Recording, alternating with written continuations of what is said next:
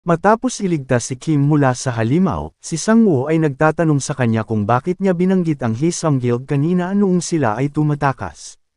Ipinaliwanag ni Kim na ang Silver Moon Guild ay parang isang utusan ng Haesung Guild, at karaniwang ginagawa nila ang lahat ng maruruming gawain para sa kanila.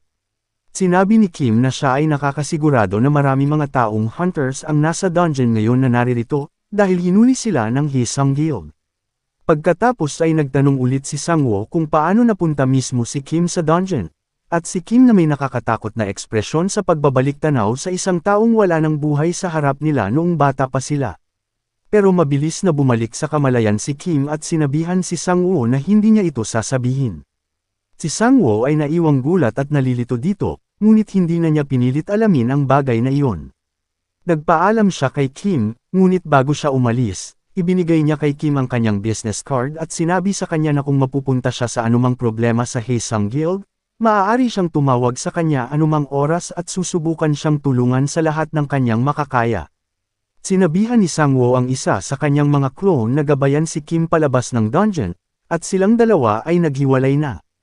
Ang eksena ay lumipat kay Sang-woo na nakikipaglaban sa ilan sa mga halimaw sa piitan, ngunit nang, biglang umubo ng dugo ang kanyang halimaw na clone, natamba, at namatay.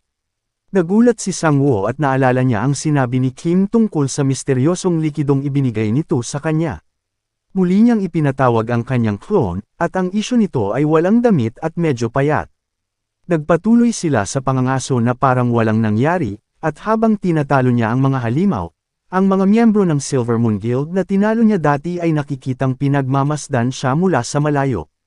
Nagbubulungan sila sa kanilang mga sarili kung gaano kalakas si Sang-woo na parang halimaw at siya ay masyadong delikado upang labanan, kahit na marami ang kanilang bilang. Nagpatuloy sila sa pagbubukas ng isang lihim na pinto sa piitan, at napatanong ang isa sa mga miyembro kung ano ang nasa loob, at ito ang tanging dahilan kung bakit pinaghihigpitan nila ang hunting grounds na ito.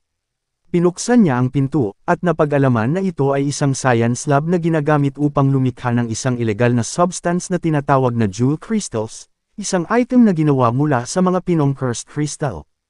Ang mga epekto nito ay sinasabing 100 beses kaysa sa ordinaryong cursed crystal, at ang isang maliit na piraso nito ay kayang magpataas ng istatistika ng isang tao, ngunit magbibigay din ito ng matinding side effect.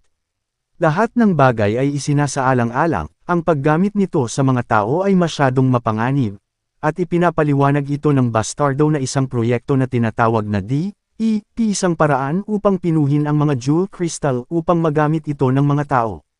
Nagagalak sila sa milyon-milyong dolyar na mayroon sila, dahil sa mga jewel crystal na ito, at mabilis nilang isinara ang lihim na pinto habang papaalis na sila. Ngunit sa kanilang pag-alis, binuksan ni Kim ang lihim na pinto at kumuha ng mga nakabalot na jewel crystal at dinala ang mga ito palabas. Tumakbo si Kim palabas ng piitan, at lumipat ang eksena sa Silver Moon Guild kinabukasan. Galit na galit sila sa nagnakaw sa kanilang mga produkto, ang isa sa mga miyembro ay hinawakan ng leeg ng isang gwardya at sinisigawan siya, hinihiling sa kanya na ipaliwanag kung paano nangyari ang mga ganitong bagay. Ang gwardya ay galit na sinasabi na ang tanging tao na maaaring gumawa nito ay si Sang-woo, at naalala ito ng bastardo. Lumipat ang eksena kay Park Hwan-tae na ipinapaliwanag ang Tower of Odin, isang S-class dungeon na kahit ang pinakamalakas na hunter ay hindi nakayanan nito. Hindi mabilang na mga hunter ang sumubok at sinusubukan itong muli upang i-clear ang dungeon na ito, pero walang nakabalik dito ng buhay maliban sa isang misteryosong hunter na tinatawag na George Lucas. Ipinaliwanag ni Park na ang kanyang kapatid na babae at ang kanyang team, ay kasalukuyang na-trap sa mismong dungeon na ito. Ito ay sinasabing isang espesyal na dungeon na may entrance ngunit wala itong exit, ibig sabihin ang tanging paraan upang makalabas ay ang pag-clear sa dungeon o sa pamamagitan ng paggamit ng isang item o kakayahan, tulad ng isang teleportation skill upang makabalik, at ito ang dahilan kung bakit si Sang-woo ay nirecruit ni Park Hwan-tae. Nag-aatubili na ikinwento ni Park ang kanyang nakaraan, at ang eksena ay napunta sa isang flashback tungkol sa mga pangyayari na humantong sa kanyang kapatid na babae na natrap sa piitan. Sa taong 2005, 5 taon pagkatapos ng malaking sakuna na sumira sa mundo. Isang 16 anyos na si Park Hwan-tae ang nakitang nakikipaglaban sa mga halimaw habang pinuprotektahan niya ang kanyang kapatid, Sa panahong iyon, ang 9 gulang na kapatid niyang babae na nagngangalang si Park Yuna. Ipinapahayag na ang kanyang kapatid na babae ay may espesyal na kasanayan na nagpapahintulot sa kanya na lumikha ng subspace na storage, na maaari niyang ilagay ang anumang bagay doon nang walang kahirap-hirap. Sa paglipas ng panahon, kasabay ang paggamit sa kanilang mga kasanayan, nagawa nilang mabuhay hanggang ngayon. Ang eksena ay mabilis na nagpatuloy at lumipat na nasa hustong gulang na sila, kung saan si Wantay ay naging guildmaster para sa Kinis Guild at si Yuna ay naging leader sa pinakamahusay na team dito. Dito, nag-aaway sila tungkol sa kinakailangan nilang pumunta sa Tower of Odin, at si Yuna, kahit na nag-aatubili si Wantay, na sinasabi niyang hayaan ang kanyang team na sila na lamang ang mag-clear dito. Ipinahayag ni Yuna na ginawa na niya ang lahat ng kinakailangang paghahanda gamit ang kanyang kasanayan, at tinitiyak niya kay Wantay na babalik sila kung sa tingin nila ay masyado nang mapanganib doon. Nang makuha ang nag-aatubiling pagsang-ayon ni Wantay, pumunta na sila sa Tower of Odin. Lumipas ang ilang linggo, at ang mga monitoring reports gamit ang mga telepathy scroll ay ipinapahayag na sila ay nasa maayos na sitwasyon.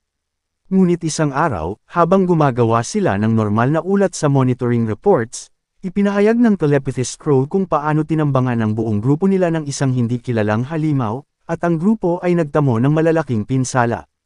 Isang teleportation scroll ang ginamit, at isang miyembro ng team ang nakabalik, ngunit siya ay nasa bingit na ng kamatayan.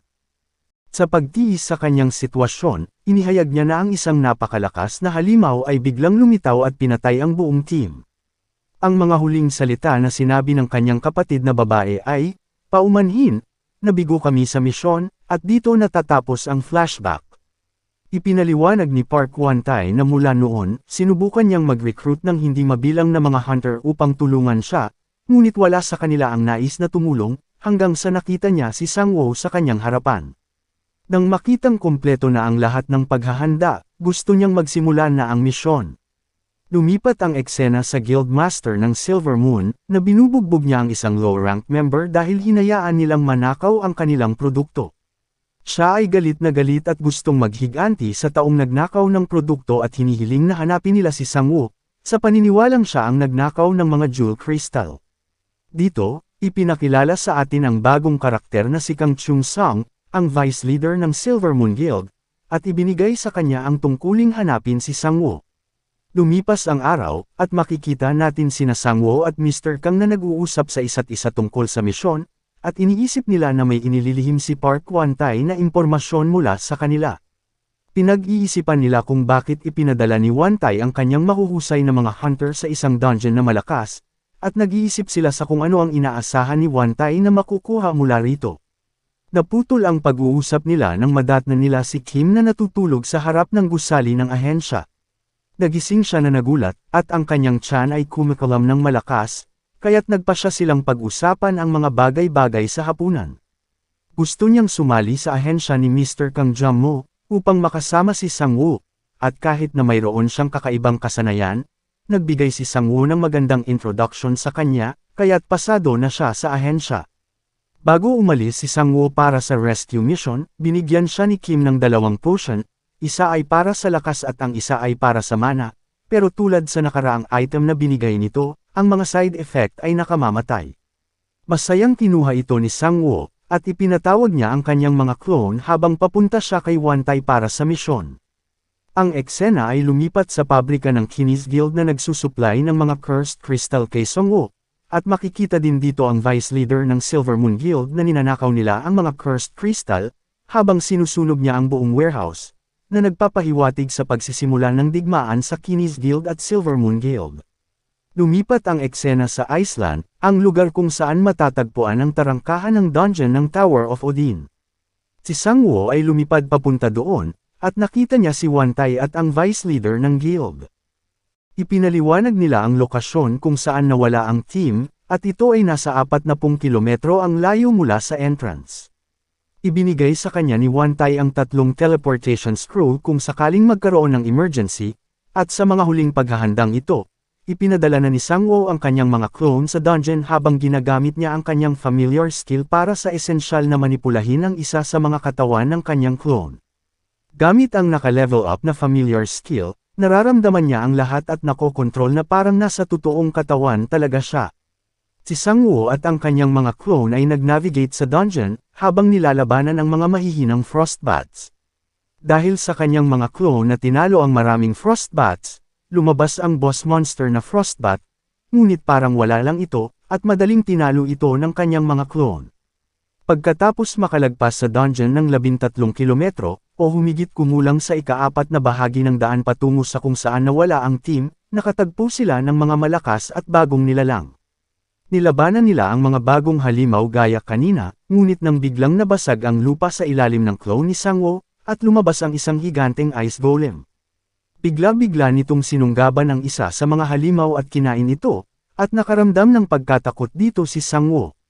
Paano haharapin ni Sang-woo ang halimaw na ito, at maililigtas kaya niya ang team ni Park Hwan-tae?